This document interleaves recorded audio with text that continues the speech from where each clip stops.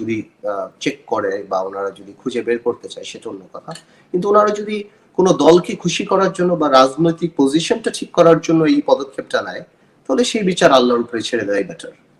আর আমি পার্সোনালি মনে করি দুইটা জিনিসই মানা, মূর্তি এবং ভাস্কর্য এবং স্কাল্পচার বা যাই বলেন আপনি, এছাড়া ছবি আঁকা বা যে কোনো জিনিস কি করা, এটা অনেক আগেই সেটেলড। বা আমার অনেক সীমিত জ্ঞান ইসলাম সম্পর্কে, বাট আমি মনে করি যে এই দুটেই মানা করা আছে। কিন্তু এটাও আবার সত্যি কথা যে আমি এটা মানে ইসলামিক পয়েন্ট অফ ভিউ থেকে বলছি যে আপনি এই রাত্রেবেলা মূর্তি ভাঙাটাও কিন্তু আমার কাছে খুব একটা লজিক্যাল না। Islam it gives a negative image. Islam এত উইক না যে আপনি রাত্রেবেলা আপনার ভাঙতে হবে এটা, এবং এই ভাঙার ব্যাপারটাও ঠিক না। আজকে যারা মনে করে, একটা কথা মনে রাখবেন কনক ভাই, আমরা কিন্তু অনেক বড় একটা ক্রাইম ইসলামে কিন্তু সুদ খাওয়া, কিন্তু আমরা কিন্তু ব্যাংক ওপেনিং করি আপনার মিলাদ দিয়ে। হ্যাঁ, এই দেশে সিনেমা হল ওপেনিং হয়, এই দেশে অনেক কিছুই, অনেক আল্লাহর অনেক বড় বড় হারাম এবং মানা করার জিনিস কিন্তু আমরা সামাজিকভাবে গ্রহণ করে নিয়েছি। এটা কিন্তু আপনি অস্বীকার করতে পারবেন না। আপনি সুদের কারখানা ইসলামে আছেন যে আপনার ইবাদত কবুল হওয়ার জন্য আপনার হালাল রুজি ইম্পর্টেন্ট, তো সেখানে আপনি হারাম কামাই দিয়ে জাকাতও হবে না, কিছুই হবে না, বাট আমরা কিন্তু সামাজিকভাবে মেনে নিচ্ছি। তো প্রবলেম চলে এর মানে এই না যে আমরা কোনো কিছুতে প্রোটেস্ট করতে পারবো না। অফকোর্স মূর্তি বা ভাস্কর্য নিয়ে প্রোটেস্ট করা যেতে পারে, এবং সেই ক্ষেত্রে যারা এটাতে বিশ্বাস করে না ওনাদের আলেম সমাজকে জাজমেন্টাল হয়ে কাউকে তালেবান, রাজাকার এগুলি বলা ঠিক না। বিকজ ওনারা বা আমি সহ আমরা আমাদের বিশ্বাস থেকে কথা বলছি, বাট তার মানে এই না আমার মনে হয় যে রাতের বেলা এটা ভেঙে ফেলাটাও আমার কাছে লজিক্যাল মনে হয়। এখন হঠাৎ করে যে ভাস্কর্যের বিষয়টা নিয়ে এই যে মুখোমুখি অবস্থানে ইসলামী দল, আমি এর আগেও একটা টক শোতে মুনির হায়দার সাহেবের ওখানে বলেছি, আমার কাছে এটা মনে হয়েছে যে এটা একটা ফাঁদে পা দিয়েছে আপনার হেফাজত ইসলাম। বিকজ ওয়েস্টের কারণে এখন আমেরিকাতে নতুন সরকার এসেছে, সব কারণেই একটা সময় ছিল এই সরকার সবসময় জাতি বিভক্ত প্রক্রিয়ায় যেত, আপনার মনে আছে এর আগেও সবসময় তারা গিয়েছেন। এখন তারা হয়তো মনে করছেন যে আমরা যদি দুনিয়াকে দেখাতে পারি যে আমাদের ছাড়াও এই দেশে যদি কোনো অপশন থাকে, and that option is মৌলবাদী বা উগ্র যারা আছেন ইসলামপন্থী। আর আপনি জানেন ওয়েস্টের এদের ব্যাপারে একটা অ্যালার্জি আছে, তো এই জন্য এই ডেমনস্ট্রেশন গুলি করার সুযোগ তো সরকারই করে দিয়েছে। কারণ আমরা তো নামতে পারিনি, আমরা কখনো নামতে পারি না, মানে কোনো মফস্বলে নামতে পারি না।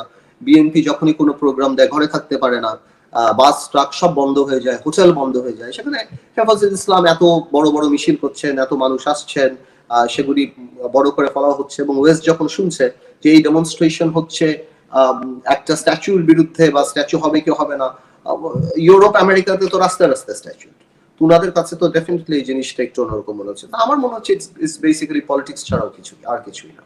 তো সেই জায়গাটায় এখন আমাদের হেফাজত ইসলাম বা আলেম সমাজ যারা প্রতিবাদ করছেন তাদের ব্যাপারে আপনার পরামর্শ কি রাজনীতিবিদ হিসেবে? না, আমার ব্যাপারে পরামর্শ দিয়ে এনাদেরকে আসলে পলিটিক্স আসা উচিত।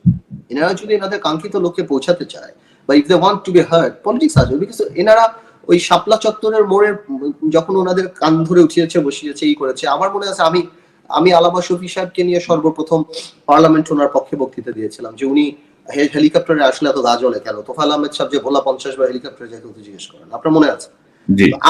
আমার কথা না, আমরা বলেছিলাম ওই ইসলামের পক্ষে কথা বললে ডেফিনেটলি আমরা আমি আমারটা বলতে পারি, আমি আমার লিমিটেড নলেজ থেকে আমি সাপোর্ট করবো, কিন্তু একটা ওয়ে আছে। আপনি যদি আপনার দাবি নিতে চান, আওয়ামী লীগ পলিটিক্যাল পার্টি ক্ষমতায়, আপনাদের আলেম সমাজ অনেক মানুষ আছে, আপনারা সুন্দর করে এই জিনিসটা উপস্থাপন করেন, কথা বলেন। আওয়ামী লীগ যেহেতু ভোটের চিন্তা যদি করতো তাহলে অফকোর্স আপনাদের কওমি মাদ্রাসা করেছে না, করেছেন। তো in that case there are ways যে আপনারা কি করবেন। কিন্তু এইভাবে যদি আপনারা বলেন যে ভেঙে ফেলবো, উড়িয়ে ফেলবো, এই করবো, আপনারা তো ভাঙতে পারেন নাই, আপনারা আগেও পারেন নাই, আপনারা কখনো করতে পারেন নাই। আপনারা আগেও চেষ্টা করেছেন, আপনাদের যথেষ্ট অপমান করেছে সেই চত্বরে, আবার কয়েকদিন পর আপনারা সরকারের সাথে আতাত করেছেন, এটা তো সত্যি কথা, তাই না? তো ওই ট্রাস্টটাও তো এখন মানুষ করে না যে আপনারা একটু মিটিং টিটিং করবেন আবার আপনারা চলে যাবেন। আমার কথা হলো ওনাদের দাবির সাথে আমি একমত যে মূর্তি এটা না করলে ভালো হয়, এটা বেটার হয়, কিন্তু দাবি আদায় প্রক্রিয়াটা আমার মনে হয় আরো সুন্দর করে পলিটিক্যালি করা যায়। যেমন ওরা 5টা প্রস্তাব দিয়েছে, ওয়াই ডু ইউ কনফিউজ? আপনি একটা প্রস্তাব দেন।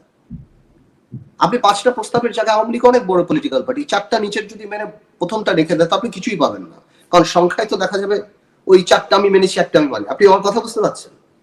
আরো ফোকাস করা দরকার। ওনারা তো আলেম মানুষ, ওনারা ইসলাম আমাদের চেয়ে অনেক বেশি জানেন, অনেক কিছু জানেন। ইনশাল্লাহ ওনারা যদি ঠিক করে বলেন, গভর্নমেন্টের সাথে কথা বলেন, government at the end of the day Awami League এখন ভোটে থাকুক না থাকুক, কিছু না কিছু জায়গায় তো ইমেজের চিন্তা করে। এছাড়া আর ভাস্কর্য কি আর মূর্তি কি ভাই এটা সবাই জানে। এখন কেউ যদি জেনেও না জানার ভান করে সেটা তার প্রবলেম। ইসলামে ক্লিয়ারলি লেখা। তবে ধরুন আওয়ামী লীগের প্রতি আসলে আস্থা কম মানুষের, কারণ ইতিমধ্যে যা দেখেছে সবাই যে আওয়ামী লীগ তার প্রয়োজনেই সবকিছু হ্যাঁ হ্যাঁ করে, পরে আবার সবই বিগড়ায় যায়। হেফাজতের সঙ্গে 5 দফা চুক্তি ছিল না, লিখিত চুক্তি তো ছিল, তো এখন আবার কি চুক্তি করবে, এখন আবার কি প্রস্তাবনা, এখন আবার কি মানামানি কি হবে? প্রস্তাব তো হেফাজত দিচ্ছে। আমার কথা তো হেফাজত যদি প্রথমে প্রেস কনফারেন্স করে দাবিগুলি করতো, তাহলে তার আওয়ামী লীগের ইচ্ছা পূরণ হতো না, তাহলে তো লক্ষ লোক নামতো না, বিদেশিরা ভয় পেত না, এই আলাপটা এখন হতো না। সো আমার এই আওয়ামী লীগের পারপাস সার্ভ হয়ে গেছে। এখন দেখবেন এই ইস্যু খুব শীঘ্রই শেষ হয়ে গেছে। এই যে হাইকোর্ট যেহেতু একটা ডাইরেক্টিভ দিয়েছে ইসলামিক ফাউন্ডেশন এবং বাইতুল মোকাররমের খতিবকে, ওনারা আমাকে যদি ইসলামিক ফাউন্ডেশন অবাক করে দেয়, আমি সেই অবাক হওয়াটাতে খুব আমারও মনে হয় যে তাই হবে, যে এরা সব জায়েজ কিভাবে ঘোষণা করে আমি সেটি দেখার অপেক্ষায় আছি। তো আপনি বলছিলেন এই যে কুষ্টিয়ায় যে মূর্তি ভাঙচুরের যে প্রসঙ্গটি এসছে, আপনি একজন দক্ষ ব্যারিস্টার, আপনি অনেক মামলা হ্যান্ডেল করেন, আপনি সাইকোলজি বুঝেন, আপনি ক্রিমিনোলজি বুঝেন, তো সেই জায়গাতে আপনার কি মনে হয়েছে? ধরুন আমি যতটুকু ফুটেজ দেখেছি, তারা যে ভাঙতে এসেছে, বলা হচ্ছে যারা ভেঙেছে তারাই কি ভেঙেছে আপনি মনে করেন? তাদের যে বডি, যারা ভেঙেছে তারা তো ভেঙেছে, এবার যারা ভেঙেছে তারা কারা সেটা আমি জানি না। মানে যেই দুইজন এসেছেন ওই দুইজনই ভেঙেছেন হয়তো, কিন্তু ওনারা কোন দল করেন, কোন আদর্শে বিশ্বাসী বা কারা করেন, বা ওনারা কোথা থেকে আসছেন, সেই আইডেন্টিফিকেশন তো আমি বলতে পারি না। সো আমি বলতে পারি না এটা হেফাজত ইসলামী করেছেন, বাট আমার আর্গুমেন্ট হলো যদি করে থাকে কোনো কারণেও এগুলি ডিসকারেজ করা উচিত। বাট আমি একদমই বলতে পারি না যে এটা কে করেছেন। আমি মনে করছি মূর্তিটা ভেঙে ফেলছে, দ্যাটস ইট। এর বাইরে আমি আর কিছু মনে করছি না। আমি দেখছি যে মূর্তিটা ভেঙে ফেলেছে, এবং যেই রকম হিউম্যান ক্রাই বানানোর চেষ্টা হচ্ছিল, মানে যেটা যেই করুক আর কি, ওইটা হয়নি।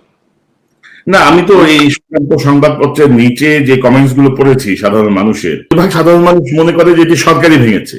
আমি সেটাই বলছি যে আমরা তো ওরকম সুইপিং কমেন্ট করতে পারি না যে এটা সরকারি ভেঙেছে। আমরা ওই ডাউটটা দিতে পারি, কারণ আমি তো আর 100% সরকারের, তবে সরকারের বেনিফিট হয়েছে এই ঘটনাটা, আমি সেটা বলতে পারি। মানে ওই যে ক্রিমিনোলজি থিওরি অনুযায়ী হু ইজ দ্য বেনিফিশিয়ারি, এই গ্রাউন্ডে পলিটিক্যাল বেনিফিট সরকারের হয়েছে এই জিনিসটাতে। এতে তো আর কারোই কিছু যায় আসে না।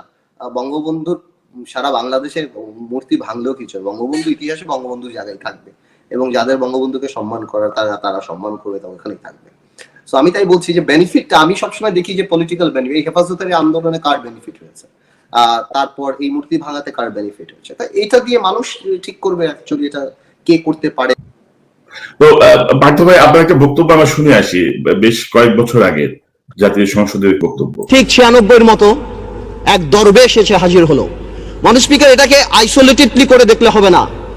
আজ থেকে 3-4 বছর আগে যারা সেলফ ডিক্লেয়ার্ড ব্যাংক্রাপ্ট ছিল, আত্মস্বীকৃত দেউলিয়া, যারা নিউজ পেপারে বলেছিল 700 কোটি টাকা 800 কোটি টাকা লস, যাদের 1000 কোটি টাকা বরং, সেই দরবেশরা এই 2 বছরে ব্যাংকের টাকা শোধ করে আরো 10,000 কোটি টাকার মালিক হয়ে গিয়েছে এই দরবেশ এবং তার সাথে তাদের বিভিন্ন মুরিদ।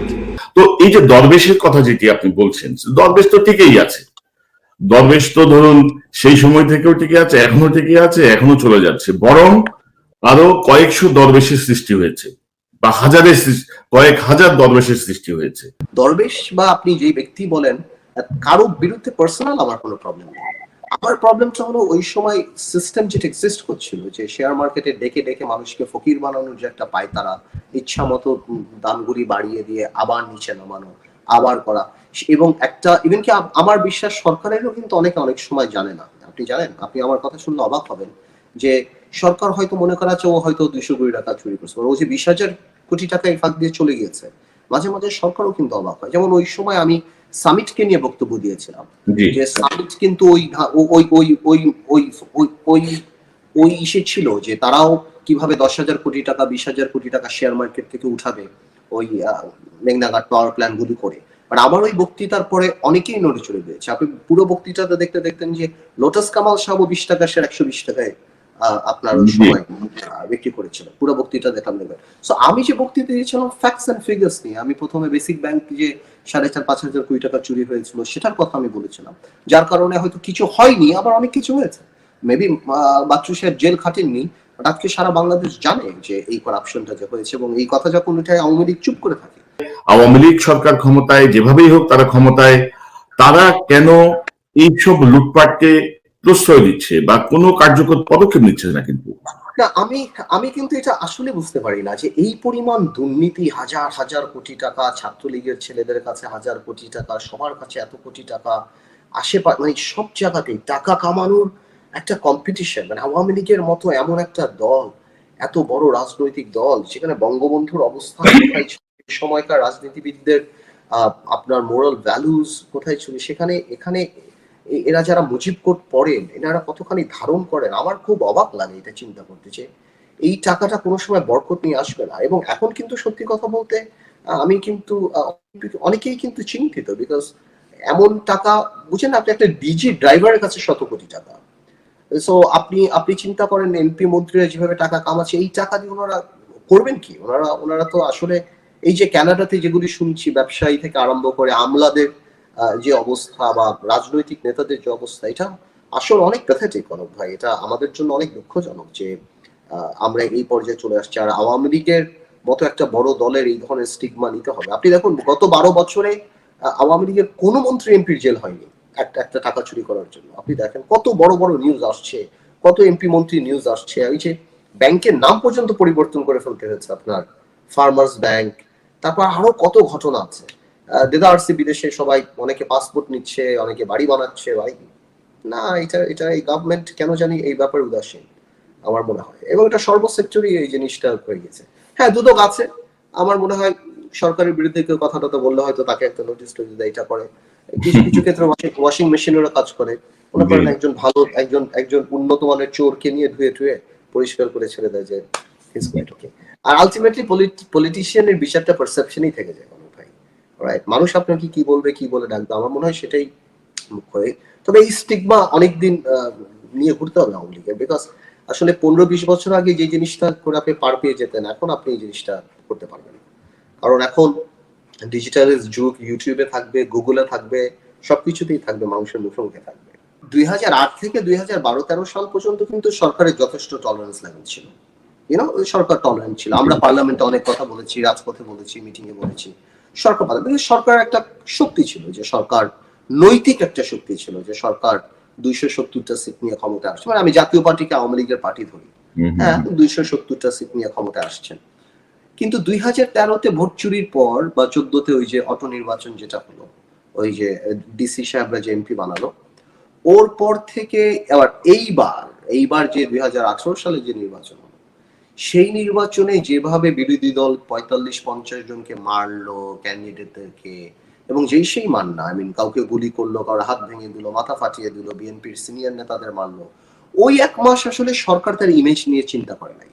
সরকার জানে that we have goldfish memory, আমরা ভুলে যাব, পরে উন্নয়ন করবে বা একটা কথা বলে দিবে, এই কথা বলে সরকার এগিয়ে যাবে। আর সরকার ওইটার একটা ফায়দা নিয়েছে যে ওয়েস্টের এখন আর ডেমোক্রেসি নিয়ে খুব একটা প্রবলেম না, ওয়েস্টের এখন হলো জঙ্গি। আর সরকার দেখে এই আপনার হোলি আর্টিসান থেকে আরম্ভ করে বিভিন্ন জায়গায় জঙ্গি দমনে বা সব জায়গাতে সরকার তো বাচ্চা শিশু সব মেরে ফেলে, বাবুর্চি টাবুর্চি যা আছে সব একদম শেষ। তো হ্যাঁ, কোনো কিছুই রাখবে না, মানে কেউ কাউকে ইনোসেন্ট কে ভালো অবধি দেখবে না, একদম সব শেষ। তো আবার দেখে হেফাজতের মতো এদেরকেও সরকার আপনার অপমান করে রাতের বেলা, আবার 1 মাস পর তাদেরকে কাটলেট খাওয়াচ্ছে, মিষ্টি খাওয়াচ্ছে তাদের খাবার। তো আমার কাছে বিদেশিদের কাছে তো এই সরকার ইজ লাইক ম্যাজিশিয়ান, যে এত সুন্দর করে তোকে হ্যান্ডেল করতে পারে না। ডেমোক্রেসি নিয়ে বাইরে এখন আর তত চিন্তা করে না। আর বাংলাদেশের মানুষরাও আমার মনে হয় হ্যাঁ আপসেট ভোট দিতে পারে না, যার বয়স আজকে 32, সেও জীবনে একটা ভোট দেয়। দর্শক শুভেচ্ছা নিন, আসসালামু আলাইকুম, আপনাদের সবাইকে স্বাগত জানাচ্ছি। আমি কনক সারোয়ার। আজকে অনুষ্ঠানে দর্শক, আজকে আমাদের অতিথি আপনাদের অত্যন্ত সুপরিচিত মুখ, বাংলাদেশের একজন তরুণ রাজনীতিবিদ, ব্যারিস্টার আন্দালিব রহমান পার্থ। ব্যারিস্টার পার্থ, আপনাকে স্বাগত জানাচ্ছি আজকের আলোচনায়। ওয়ালাইকুম আসসালাম পার্থ ভাই। তো আজকের আলোচনা ইউটিউব চ্যানেল বন্ধ করার জন্য আমাদের হাইকোর্ট ডিভিশনের একটি বেঞ্চ রায় দিয়েছে। তো আমরা সেই প্রসঙ্গটা দিয়েই আজকে শুরু করতে চাই। আপনি ব্যারিস্টার মানুষ, রাজনীতিবিদ, কিভাবে দেখেন এই যে উচ্চ আদালতের এই যে রায়, এটি আপনি কিভাবে দেখছেন, কি মনে করেন? কংগ্রাচুলেশনস আপনাকে। বাংলাদেশে এত চ্যানেল আছে, বাংলাদেশে এত মানুষ ইউটিউবে কথা বলে সরকারের বিরুদ্ধে, এর মধ্যে যে আপনার চ্যানেলগুলি বা আপনার কন্টেন্টগুলি ইউটিউব থেকে সরিয়ে ফেলতে বলা হয়েছে, I think you are very very lucky person. So বাংলাদেশে তো আপনি নিশ্চয়ই আপনি এমন কিছু করেছেন যার কারণে সরকার আপনাকে নিয়ে চিন্তিত হয়েছে। আমি মনে করি সাংবাদিক হিসেবে তো আপনি যে পারপাস আপনি যে পারপাস পূরণ করতে চেয়েছেন সেটা সম্পাদিত হয়েছে একদম খুব সুন্দর করে। The government is not very happy with you, এতটুকু আমি বলতে পারি যে যে জিনিসটা হয়েছে। বাট আমার মনে হয় যে এই ব্যাপারটা নিয়ে আমরা এখন আর কথা নাই বলি, যদি আপনি চান আপনার এই কন্টেন্টটা থাকুক, হ্যাঁ, তাহলে আমার মনে হয় যে আমরা এই ব্যাপারটা না কথা। আমি আমার কোনো কন্টেন্ট নিয়ে চিন্তিত না, এবং আমি একটি বিষয় মনে করি যে আমি তো যা বলছি আমার দেশের বিরুদ্ধে কিছু বলছি না, আমি সরকারের সমালোচনা করছি বা সরকারের বিপক্ষে সরকারের অনেক কৃতকর্মের বিষয়গুলো জনগণের সামনে নিয়ে আসছি। তো আপনার পক্ষে এই বিষয়ে মন্তব্য করা কঠিন। তো একজন বিচারপতি, দুইজন বিচারপতি মিলে যদি রাষ্ট্রবিরোধী আর সরকারের সমালোচনা এটি ডিফাইন করতে না পারেন যে কোনটা রাষ্ট্রবিরোধী আর কোনটা ক্রিটিসিজম, তো আমাদের বিচার বিভাগের অবস্থা তো বোঝাই যায়। আর ইনফ্যাক্ট এই বিচার বিভাগের প্রতি আমি আস্থা হারিয়েছি যখন জাস্টিস সিনহাকে যে পদ্ধতিতে বের করে দেওয়া হয়েছে এবং তিনি যে পদ্ধতিতে এসে বিদেশে রাজনৈতিক আশ্রয় চেয়েছেন তারপর থেকেই। তা আমি বুঝি আপনার অবস্থান, একজন ব্যারিস্টার, একজন রাজনীতিবিদ, বাংলাদেশে আছেন, খড়গ যে কোনো সময় আপনার উপরে নেমে আসতে পারে। যদিও ক্ষমতাসীন বর্তমান প্রধানমন্ত্রীর বাই ডিফল্ট আপনার আত্মীয়, সেদিক থেকে হয়তো আপনি সুবিধাজনক অবস্থান পেতেও পারেন। বাই ডিফল্ট মানে কি? মানে জন্মসূত্রেই আপনার আত্মীয়, এবং পরে আবার আরো ঘনিষ্ঠ আত্মীয় হয়েছেন। একদিক থেকে আপনার খালা, আরেক দিক থেকে আপনার খালা শাশুড়ি। সো দুই দিক থেকে আপনি একটি সুবিধাজনক অবস্থায় আছেন। আপনার ওই ক্রেডিটও আমাকে দেওয়া উচিত যে আমি যদি এই অবস্থান না নিয়ে ওই দিকের অবস্থানে থাকতাম তাহলে আরো কত ভালো থাকতাম। আজকের যে লোভের দিনে, চুরির দিনে এবং যে আকাঙ্ক্ষা, বাসনা, অর্থ কামাই করার বা ক্ষমতার দাপট দেখানো, আমি যে স্বেচ্ছায় সেদিকে নেই বা 12 বছর থাকিনি, আপনার সেই ক্রেডিটটাও আমাকে দেওয়া উচিত। জি, আপনি সেদিকে গেলে হয়তো আপনি অর্থবিত্ত প্রতিপত্তি কামাইতে পারতেন, হয়তো মন্ত্রী হতে পারতেন, হয়তো অনেক সুযোগ সুবিধা পেতেন, কিন্তু জনগণ এখনো আপনাকে যে পরিমাণ ভালোবাসে বা ট্রাস্ট করে সেটি থেকে আপনি আর কিছু লাগবে না। আমি উচ্চ আদালতের আরেকটি বেঞ্চ, বিচারপতি JBM হাসান এবং খায়রুল আলমের সমন্বয়ে গঠিত বেঞ্চ, সেই বেঞ্চ ভাস্কর্য বিষয়ে জনমনের বিভ্রান্তি দূর করতে ইসলামিক ফাউন্ডেশনের মহাপরিচালক এবং জাতীয় বায়তুল মুকাররমের খতিবকে তাদের বক্তব্য গণমাধ্যমে প্রচার করার নির্দেশ দিয়েছে। একটা গ্রুপ কিন্তু বলছে যে এগুলো সব জায়েজ, একটা গ্রুপ বলছে যে না এগুলো না। এই টোটাল বিষয়টা আপনি কিভাবে দেখেন, ইনক্লুডিং দিস জাজমেন্ট? সবচেয়ে বড় ব্যাপারটা হলো কি, যারা এই মূর্তি বা ভাস্কর্য নিয়ে কথা বলছে তাদের মধ্যে একটা গ্রুপ আছেন যে ওনারা নাস্তিক এবং অ্যান্টি ইসলাম।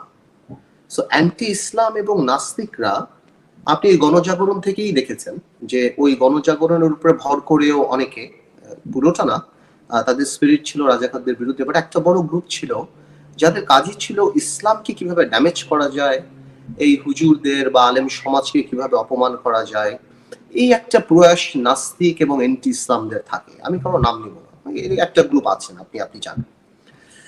আচ্ছা, আরেকটা গ্রুপ আছেন, আপনি দেখবেন ওনারা কনফিউজড। কেউ যদি জেনুইনলি বিলিভ করে যে মূর্তি আর ভাস্কর্যের মধ্যে পার্থক্য আছে এবং মূর্তির অবস্থান কি এবং ভাস্কর্যের অবস্থান কি, তাহলে I have all my sympathy. ওনারা যদি চেক করে বা ওনারা যদি খুঁজে বের করতে চায় সেটা অন্য কথা, কিন্তু ওনারা যদি কোনো দলকে খুশি করার জন্য বা রাজনৈতিক পজিশনটা ঠিক করার জন্য এই পদক্ষেপটা নেয়, তাহলে সেই বিচার আল্লাহর উপরে ছেড়ে দেওয়াই বেটার। আর আমি পার্সোনালি মনে করি দুইটা জিনিসই মানা, মূর্তি এবং ভাস্কর্য এবং স্কাল্পচার বা যাই বলেন আপনি, এছাড়া ছবি আঁকা বা যে কোনো জিনিস কি করা, এটা অনেক আগেই সেটেলড। বা আমার অনেক সীমিত জ্ঞান ইসলাম সম্পর্কে, বাট আমি মনে করি যে এই দুটেই মানা করা আছে। কিন্তু এটাও আবার সত্যি কথা যে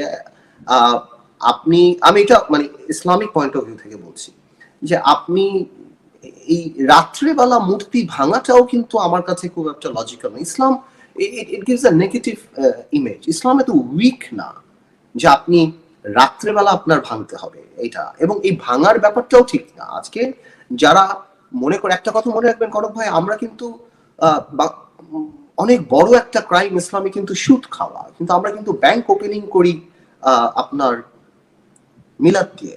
হ্যাঁ, এই দেশে সিনেমা হল ওপেনিং হয়, এই দেশে অনেক কিছুই, অনেক আল্লাহর অনেক বড় বড় হারাম এবং মানা করার জিনিস কিন্তু আমরা সামাজিকভাবে গ্রহণ করে নিয়েছি। এটা কিন্তু আপনি অস্বীকার করতে পারবেন না।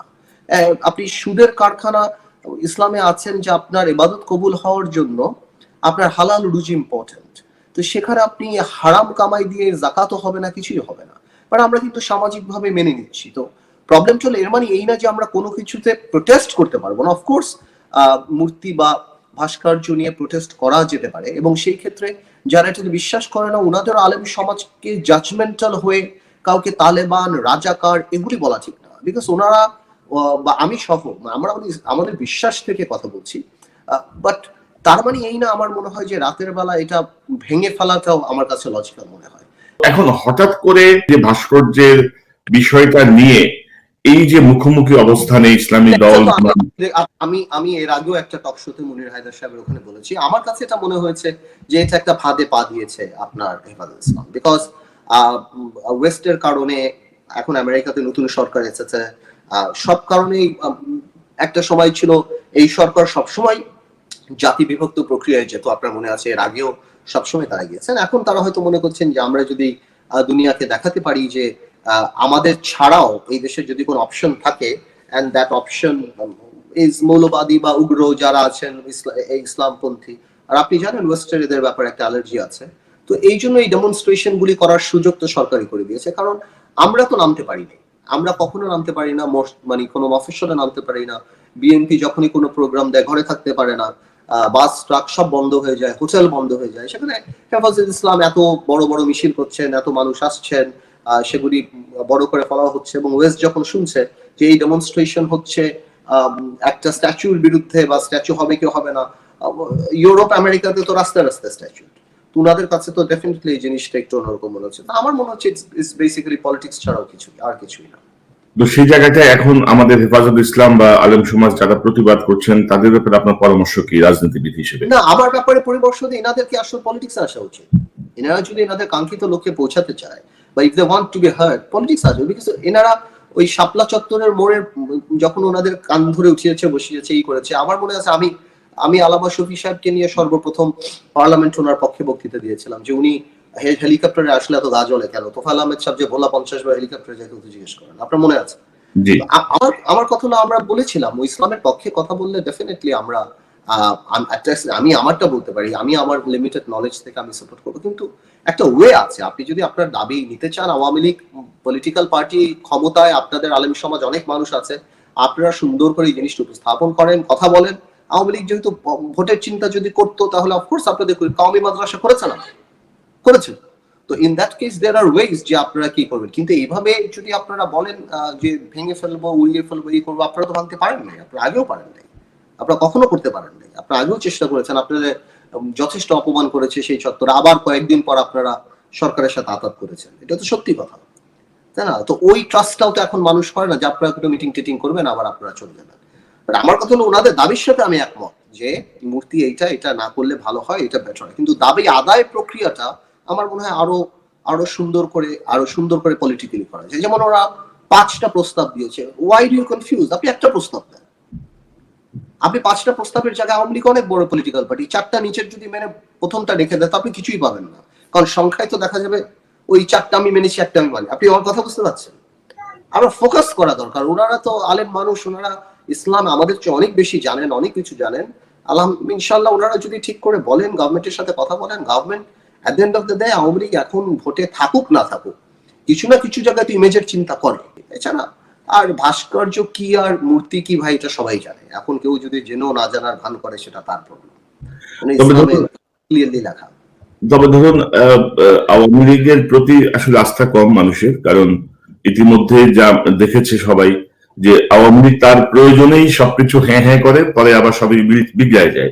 হেফাজতের সঙ্গে 5 দফা চুক্তি ছিল না, লিখিত চুক্তি তো ছিল, তো এখন আবার কি চুক্তি করবে, এখন আবার কি প্রস্তাবনা, এখন আবার কি মানামানি কি হবে? প্রস্তাব তো হেফাজত দিচ্ছে, আমার কথা তো হেফাজত যদি প্রথমে প্রেস কনফারেন্স করে দাবিগুলি করতো তাহলে তার আওয়ামী লীগের ইচ্ছা পূরণ হতো না, তাহলে তো লক্ষ লোক নামতো না, বিদেশিরা ভয় পেত না, এই আলাপটা এখন হতো না।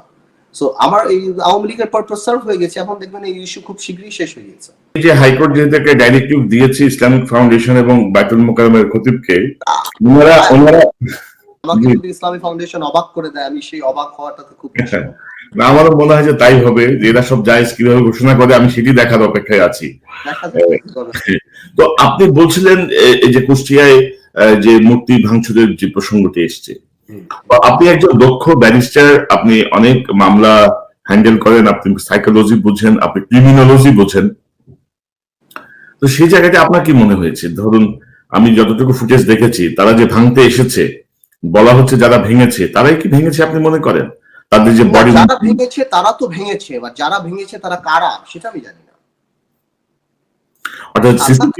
মানে যেই দুইজন এসেছেন ওই দুইজনই ভেঙেছেন হয়তো, কিন্তু ওনারা কোন দল করেন, কোন আদর্শে বিশ্বাসী বা কারা করেন, বা ওনারা কোথা থেকে আসছেন, সেই আইডেন্টিফিকেশন তো আমি বলতে পারি না। সো আমি বলতে পারি না এটা হেফাজত ইসলামী করেছেন, বাট আমার আর্গুমেন্ট হলো যদি করে থাকে কোনো কারণেও এগুলি ডিসকারেজ করা উচিত, বাট আমি একদমই বলতে পারি না যে এটা কে করেছেন। আমি মনে করছি মূর্তিটা ভেঙে ফেলছে, দ্যাটস ইট, এর বাইরে আমি আর কিছু মনে করছি না। আমি দেখছি যে মূর্তিটা ভেঙে ফেলেছে, এবং যেই রকম হিউম্যান ক্রাই বানানোর চেষ্টা হচ্ছিল, মানে যেটা যেই করুক আর কি, ওইটা হয়নি। না, আমি তো এই সংবাদপত্রের নিচে যে কমেন্টস গুলো পড়েছি সাধারণ মানুষের, সাধারণ মানুষ মনে করে যে এটি সরকারি ভেঙেছে। আমি সেটাই বলছি যে আমরা তো ওরকম সুইপিং কমেন্ট করতে পারি না যে এটা সরকারি ভেঙেছে, আমরা ওই ডাউটটা দিতে পারি, কারণ আমি তো আর 100% আমরা সরকারের, তবে সরকারের বেনিফিট হয়েছে এই ঘটনাটা, আমি সেটা বলতে পারি। মানে ওই যে ক্রিমিনোলজি থিওরি অনুযায়ী হু ইজ দ্য বেনিফিশিয়ারি, এই সরকারের পলিটিক্যাল বেনিফিট সরকারের হয়েছে এই জিনিসটাতে, এতে তো আর কারোই কিছু যায় আসে না। বঙ্গবন্ধুর সারা বাংলাদেশের মূর্তি ভাঙলেও কিছু, বঙ্গবন্ধু ইতিহাসে বঙ্গবন্ধুর জায়গায় থাকবে, এবং যাদের বঙ্গবন্ধুকে সম্মান করার তারা সম্মান করবে, তো ওখানেই থাকবে। সো আমি তাই বলছি যে বেনিফিটটা আমি সবসময় দেখি যে পলিটিক্যাল বেনিফিট, এই হেফাজতের আন্দোলনে কার বেনিফিট হয়েছে, তারপর এই মূর্তি ভাঙাতে কার বেনিফিট হয়েছে, এটা দিয়ে মানুষ ঠিক করবে অ্যাকচুয়ালি এটা কে করতে পারে। তো পার্থ ভাই, আপনার একটা বক্তব্য আমরা শুনে আসি বেশ কয়েক বছর আগে জাতীয় সংসদের বক্তব্য, ঠিক 96-এর মতো এক দরবেশ এসে হাজির হলো। মাননীয় স্পিকার, এটাকে আইসোলেটেডলি করে দেখলে হবে না। আজ থেকে 3-4 বছর আগে যারা সেলফ ডিক্লেয়ার্ড ব্যাংক্রাপ্ট ছিল, আত্মস্বীকৃত দেউলিয়া, যারা নিউজ পেপারে বলেছিল 700 কোটি টাকা 800 কোটি টাকা লস, যাদের 1000 কোটি টাকা বরং, সেই দরবেশরা এই 2 বছরে ব্যাংকের টাকা শোধ করে আরো 10,000 কোটি টাকার মালিক হয়ে গিয়েছে এই দরবেশ এবং তার সাথে তাদের বিভিন্ন মুরিদ।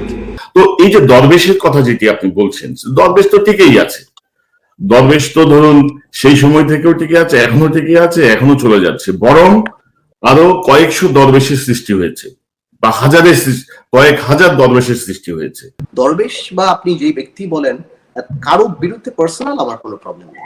আমার প্রবলেমটা হলো ওই সময় সিস্টেম যেটা এক্সিস্ট করছিল, যে শেয়ার মার্কেটে ডেকে ডেকে মানুষকে ফকির বানানোর যে একটা পায়, তারা ইচ্ছা মতো দামগুলি বাড়িয়ে দিয়ে আবার নিচে নামানো, আবার করা, এবং একটা ইভেন কি আমার বিশ্বাস সরকারেরও কিন্তু অনেক সময় জানে না। আপনি জানেন, আপনি আমার কথা শুনলে অবাক হবেন যে সরকার হয়তো মনে করা আছে ও হয়তো 200 কোটি টাকা চুরি করছে, ও যে 20,000 কোটি টাকা এই ফাঁক দিয়ে চলে গিয়েছে, মাঝে মাঝে সরকারও কিন্তু অবাক হয়। যেমন ওই সময় আমি সামিটকে নিয়ে বক্তব্য দিয়েছিলাম, যে সামিট কিন্তু ওই ইসে ছিল যে তারাও কিভাবে 10,000 কোটি টাকা 20,000 কোটি টাকা শেয়ার মার্কেট থেকে উঠাবে ওই মেঘনাঘাট পাওয়ার প্ল্যান গুলি করে। বাট আমার ওই বক্তৃতার পরে অনেকেই নড়ে চলে গিয়েছে। আপনি পুরো বক্তৃতাটা দেখতেন যে লোটাস কামাল সাহেব 20 টাকা শেয়ার 120 টাকায় আপনার ওই সময় বিক্রি করেছিল। পুরো বক্তৃতা দেখলাম দেখবেন। সো আমি যে বক্তৃতা দিয়েছিলাম ফ্যাক্টস এন্ড ফিগার্স নিয়ে, আমি প্রথমে বেসিক ব্যাংক যে 4,500-5,000 কোটি টাকা চুরি হয়েছিল সেটার কথা আমি বলেছিলাম, যার কারণে হয়তো কিছু হয়নি, আবার অনেক কিছু হয়েছে। মেবি বাচ্চু সাহেব জেল খাটেননি, আজকে সারা বাংলাদেশ জানে যে এই করাপশনটা যে হয়েছে, এবং এই কথা যখন উঠায় আওয়ামী লীগ চুপ করে থাকে। আওয়ামী লীগ সরকার ক্ষমতায় যেভাবেই হোক তারা ক্ষমতায়, তারা কেন এইসব লুটপাটকে প্রশ্রয় দিচ্ছে বা কোনো কার্যকর পদক্ষেপ নিচ্ছে না? কিন্তু না, আমি কিন্তু এটা আসলে বুঝতে পারি না যে এই পরিমাণ দুর্নীতি, হাজার হাজার কোটি টাকা, ছাত্রলীগের ছেলেদের কাছে হাজার কোটি টাকা, সবার কাছে এত কোটি টাকা, আশেপাশে মানে সব জায়গাতেই টাকা কামানোর একটা কম্পিটিশন। মানে আওয়ামী লীগের মতো এমন একটা দল, এত বড় রাজনৈতিক দল, যেখানে বঙ্গবন্ধুর অবস্থান কোথায় ছিল, সময়কার রাজনীতিবিদদের আপনার মোরাল ভ্যালুস কোথায় ছিল, সেখানে এখানে এরা যারা মুজিব কোড পড়েন, এনারা কতখানি ধারণ করেন, আমার খুব অবাক লাগে এটা চিন্তা করতে, যে এই টাকাটা কোনো সময় বরকত নিয়ে আসবে না। এবং এখন কিন্তু সত্যি কথা বলতে আমি কিন্তু অনেকেই কিন্তু চিন্তিত, বিকজ এমন টাকা, বুঝেন না, আপনি একটা ডিজি ড্রাইভারের কাছে 100 কোটি টাকা। সো আপনি চিন্তা করেন এমপি মন্ত্রীরা যেভাবে টাকা কামাচ্ছে, এই টাকা দিয়ে ওনারা করবেন কি? ওনারা তো আসলে এই যে কানাডাতে যেগুলি শুনছি, ব্যবসায়ী থেকে আরম্ভ করে আমলাদের যে অবস্থা বা রাজনৈতিক নেতাদের যে অবস্থা, এটা আসলে অনেক প্যাথেটিক অনেক ভাই। এটা আমাদের জন্য অনেক দুঃখজনক যে আমরা এই পর্যায়ে চলে আসছি, আর আওয়ামী লীগের মতো একটা বড় দলের এই ধরনের স্টিগমা নিতে হবে। আপনি দেখুন গত 12 বছরে আওয়ামী লীগের কোনো মন্ত্রী এমপির জেল হয়নি একটা টাকা চুরি করার জন্য। আপনি দেখেন কত বড় বড় নিউজ আসছে, কত এমপি মন্ত্রী নিউজ আসছে, ওই যে ব্যাংকের নাম পর্যন্ত পরিবর্তন করে ফেলতে হয়েছে আপনার, ফার্মার্স ব্যাংক, তারপর আরো কত ঘটনা আছে। দেদারসি বিদেশে সবাই, অনেকে পাসপোর্ট নিচ্ছে, অনেকে বাড়ি বানাচ্ছে। ভাই না, এটা এই গভর্নমেন্ট কেন জানি এই ব্যাপারে উদাসীন আমার মনে হয়, এবং এটা সর্বসেক্টরই এই জিনিসটা হয়ে গেছে। হ্যাঁ, দুদক আছে, আমার মনে হয় সরকারের বিরুদ্ধে কেউ কথাটা তো বললে হয়তো তাকে একটা নোটিশ টোটিস দেয়, এটা করে। কিছু কিছু ক্ষেত্রে ওয়াশিং মেশিনেরও কাজ করে, মনে করেন একজন ভালো একজন উন্নত মানের চোরকে নিয়ে ধুয়ে টুয়ে পরিষ্কার করে ছেড়ে দেয় যে ওকে। আর আলটিমেটলি পলিটিশিয়ানের বিচারটা পারসেপশনই থেকে যায় ভাই, রাইট? মানুষ আপনাকে কি বলবে, কি বলে ডাকবে, আমার মনে হয় সেটাই মুখ্য। তবে এই স্টিগমা অনেকদিন নিয়ে ঘুরতে হবে আওয়ামী লীগের, বিকজ আসলে 15-20 বছর আগে যে জিনিসটা করে আপনি পার পেয়ে যেতেন, এখন আপনি এই জিনিসটা করতে পারবেন না। কারণ এখন ডিজিটাল যুগ, ইউটিউবে থাকবে, গুগলে থাকবে, সবকিছুতেই থাকবে, মানুষের মুখে মুখে থাকবে। 2008 থেকে 2012-13 সাল পর্যন্ত কিন্তু সরকারের যথেষ্ট টলারেন্স লেভেল ছিল, সরকার টলারেন্ট ছিল। আমরা পার্লামেন্টে অনেক কথা বলেছি, রাজপথে বলেছি, মিটিং এ বলেছি। সরকার একটা শক্তি ছিল, যে সরকার নৈতিক একটা শক্তি ছিল, যে সরকার 270টা সিট নিয়ে ক্ষমতা আসছে। মানে আমি জাতীয় পার্টিকে আওয়ামী লীগের পার্টি ধরি, হ্যাঁ, 270টা সিট নিয়ে ক্ষমতা আসছেন। কিন্তু 2013-তে ভোট চুরির পর বা 14-তে ওই যে অটো নির্বাচন যেটা হলো, ওই যে ডিসি সাহেবরা যে এমপি বানালো, ওর পর থেকে আবার এইবার যে 2018 সালে যে নির্বাচন হলো, সেই নির্বাচনে যেভাবে বিরোধী দল 45-50 জনকে মারলো, ক্যান্ডিডেটদেরকে, এবং সেই মান না, কাউকে গুলি করলো, কারোর হাত ভেঙে দিল, মাথা ফাটিয়ে দিল, বিএনপির সিনিয়র নেতাদের মারলো, ওই এক মাস আসলে সরকার তার ইমেজ নিয়ে চিন্তা করে নাই। সরকার জানে that we have goldfish memory, আমরা ভুলে যাব, পরে উন্নয়ন করবে বা একটা কথা বলে দিবে, এই কথা বলে সরকার এগিয়ে যাবে। আর সরকার ওইটার একটা ফায়দা নিয়েছে যে ওয়েস্টের এখন আর ডেমোক্রেসি নিয়ে খুব একটা প্রবলেম না, ওয়েস্টের এখন হলো জঙ্গি। আর সরকার দেখে এই আপনার হোলি আর্টিসান থেকে আরম্ভ করে বিভিন্ন জায়গায় জঙ্গি দমনে বা সব জায়গাতে সরকার তো বাচ্চা শিশু সব মেরে ফেলে, বাবুর্চি টাবুর্চি যা আছে সব একদম শেষ। তো হ্যাঁ, কোনো কিছুই রাখবে না, মানে কেউ কাউকে ইনোসেন্ট কে ভালো অবধি দেখবে না, একদম সব শেষ। তো আবার দেখে হেফাজতের মতো এদেরকেও সরকার আপনার অপমান করে রাতের বেলা, আবার 1 মাস পর তাদেরকে কাটলেট খাওয়াচ্ছে, মিষ্টি খাওয়াচ্ছে, তাদের খাবার। তো আমার কাছে বিদেশিদের কাছে তো এই সরকার ইজ লাইক ম্যাজিশিয়ান, যে এত সুন্দর করে তোকে হ্যান্ডেল করতে পারে না। ডেমোক্রেসি নিয়ে বাইরে এখন আর তত চিন্তা করে না। আর বাংলাদেশের মানুষরাও আমার মনে হয় হ্যাঁ আপসেট ভোট দিতে পারে না, যার বয়স আজকে 32 সেও জীবনে একটা ভোট দেয়নি, দেখা যাচ্ছে যার 30-32 বছর বয়স হয়েছে। আমি জানি আপসেট, বাট এখন তো মানুষ অনেক ব্যস্ত হয়ে গিয়েছে, বা বিএনপিও তার কাঙ্ক্ষিত লক্ষ্যে পৌঁছাতে পারে নাই, এই কারণে মানুষও তত, এখন দেখবেন আপনি ফেসবুকে বিএনপিরও মানুষ সমালোচনা করে, আমাদেরও সমালোচনা করে মানুষ। বিএনপি ওই আগের থিওরিতে যাচ্ছিল, এই কারণে বারবার যখন শুনেন এমনি আমরা উদীয়মান সূর্যের সাথে থাকতে পছন্দ করি। এটা আমাদের একটা চরিত্র, আমাদের একটা আমরা যে জিতে আমরা